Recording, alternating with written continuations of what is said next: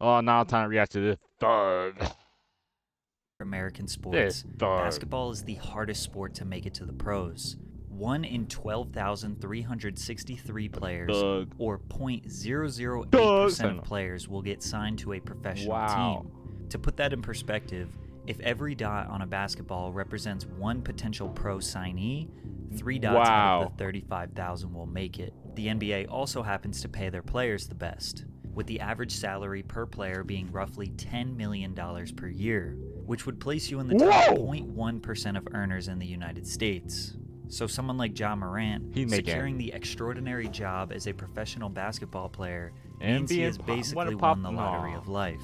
He worked extremely hard, like 20+ mil a year, and is being rewarded at the highest level for his efforts. at least. And instead of building his legacy and setting up potential generational wealth for him and his family, he's deciding to take on the role as a gangster rapper, assaulting people, flexing weapons on Instagram, and trying to prove to the world that he really is about that life. Only person who made the NBA to go back to the hood. Ja grew up in South Carolina in a small, quiet country town called Dalzell. Dalzell is a few miles outside of Sumter, which is ranked Nigga, where the fuck is that? These niggas is the 46th most dangerous city in South Carolina. He went to Crestwood High School, where student academic performance is just about average with the entire state. Damn. It's pretty safe to say that Ja grew up in a niggas from the. I think I'm living hard to this nigga. Damn. very average American suburb, surrounded by slightly above average crime rate, and went to an average school. We have no reason to believe that he is a gangster or is gang affiliated in any way. He has no criminal record, no history of violence, and really only a few minor arguments on the court, which is extremely normal. Ja has 2 loving parents who have always supported his basketball dreams and are very proud of him. His mother describes him as a genuinely loving person. His father T used all of his free time to privately train Ja and help him become the superstar he is today. Morant is only 23. He was drafted as the number 2 overall pick by the Memphis Grizzlies in 2019. He won Rookie of the Year in his first season after averaging nearly 18 points per game, and every year his stats have just gotten better and better. This year he's been on fire, with a 27-point average while shooting 46%. In the 2022 offseason, Ja signed a 5-year extension with the Memphis Grizzlies. This contract would earn him 25% of the salary cap yearly, which is estimated to be around $40 million per year, putting him roughly in the top 10 earners in the entire NBA. His performance in the first 5 seasons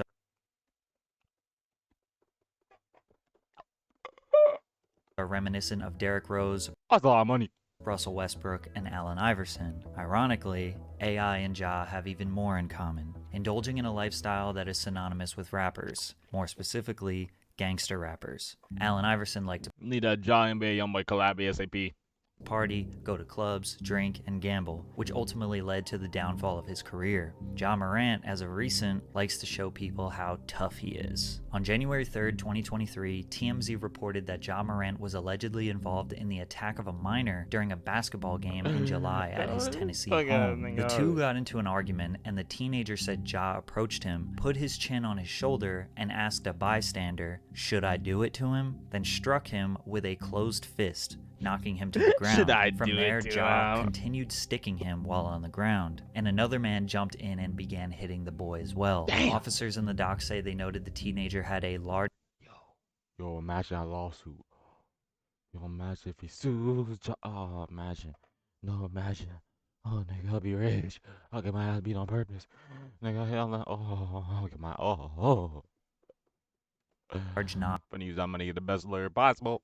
on his head. Ja says he did strike the boy, but he was acting in self-defense after the boy threw a basketball at him. Morant told officers the teenager made verbal threats stating he'd light his house up as he was being escorted off the property. There are also separate reports that say that Ja hit the boy 12 to 13 times and even went into his house, grabbed a gun, and put it in his waistband, taunting the boy. Now, NBA news outlets were harping on the fact that the kid was 17, But to give Ja the benefit of the doubt, a 17-year-old these days most definitely could light your house up. The For 4 sure. people I freaking involved in Pop 14-year-old. Smoke's murder were 19, 18, A 17, and 15. 14-year-old. It's easy to see 17 and think of an innocent boy, but that may not be the case. The teenager did press charges, and the boy's mother demanded $20 million from Morant, but the charges were dropped due to insignificant evidence, and it was looking more like a false allegation for someone to make a quick payday off an NBA player. But 4 days before this fight, Ja had another police report filed by a security guard at a finish line in the Memphis Mall. The altercation started after Morant's mother had a dispute with an employee, which led her to call her son. Ja showed up with 9 men. A verbal confrontation transpired, and then a member of Morant's group pushed the security guard in the head. Morant then said,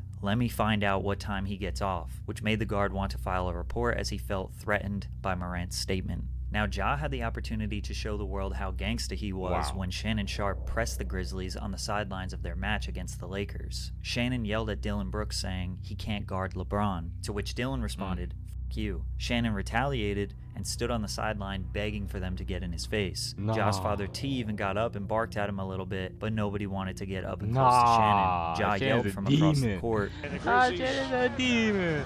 and as soon as people tried to usher Shannon away, that's when the Grizzlies decided to try and press him. Shannon later said, "They don't want this smoke. They don't want problems, but I wanted everything they had." Fast forward 1 week later, and Ja got into an altercation with Chris Duarte of the Indiana Pacers. Chris pushed him 3 times while Ja repeated, "Don't touch me," but Ja had some plans for retaliation after the game. What do you do? Acquaintances of Grizzlies star Ja Morant aggressively confronted members of the Pacers traveling party near the team's bus in the loading area of FedEx Forum Arena, and later someone in a slow-moving SUV, which Morant was riding in, trained a red laser on them. Look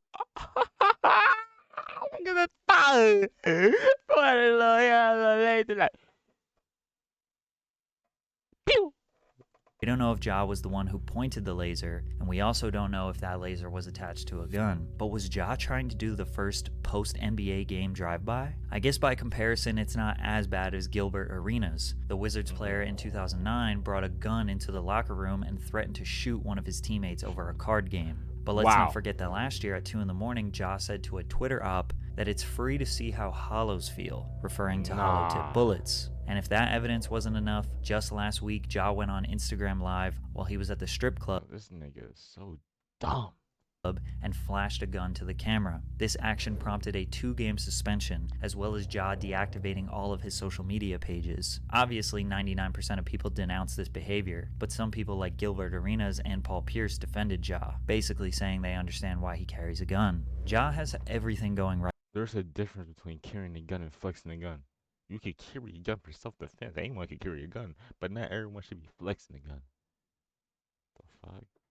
For him. He's living a life that's near impossible to achieve. So why does he want to run around and act gang? Why? Why even flexing on nigga? Catch them by surprise all that. No, nigga, what? What do you get out of flexing a gun? Literally, you get nothing out of that. Besides a bigger target on your head. Besides everyone being prepared, like, oh yeah, you got a gun, let's bring bigger guns. Like, what? Gangsta now. Bro, you not hard. That's not your life.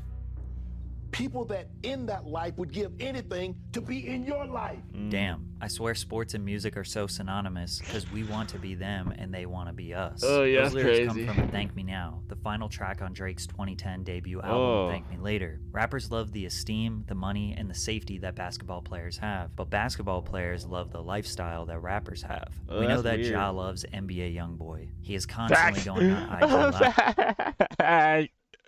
Both 4K try. Rapping along to his lyrics. Youngboy has a way of The girl like a job.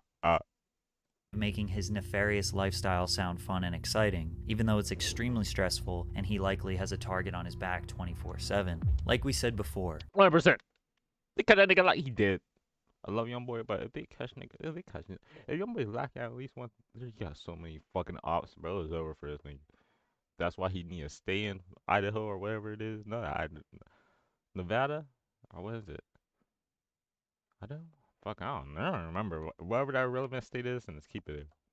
Ja is from a small suburb in the middle of South Carolina, and we have reason to believe he's had a pretty solid and stable upbringing. He moved to Memphis, which is known for being a dangerous city, home to a lot of famous rappers. He became the face of the Grizzlies franchise, so everyone in the city loves him. When he goes to the club, where real Memphis gangsters probably hang out, they likely got show him influence. love. Even rival gangsters in He got Memphis could influence. probably bond over the Grizzlies being their favorite team. He's getting a taste of their lifestyle, the lifestyle that his favorite rappers glamorize. They are bringing him places he never would have been able to go, and he probably isn't too worried about his safety because he doesn't have enemies. He wants the power and the respect that comes with having street cred, but he doesn't have to risk his life for it, Yeah, you and bugging, he has bro. a guaranteed Just $10 be an million associate. yearly salary. Ja has everything they don't, and he wants the one thing they have. But the one thing that they have requires them to be alert and prepared to risk Yeah. their life at any given moment. Some people say 23 years Trauma. old is enough to know better, but there's no doubt that a small reason why he's acting out is due to his age. 23 with enough money to do whatever he wants is dangerous, especially when his father is also indulging in his son's success. The NBA definitely wants to see Ja succeed, but if he continues down this path, he will be ostracized by the media, and eventually it will be too risky for any team to bring him on. His career will be cut short similar to other players who have tried these antics in the past. And the funny part about that is, his new friends that are bringing him into this lifestyle won't be there for him when he isn't a stellar basketball player anymore.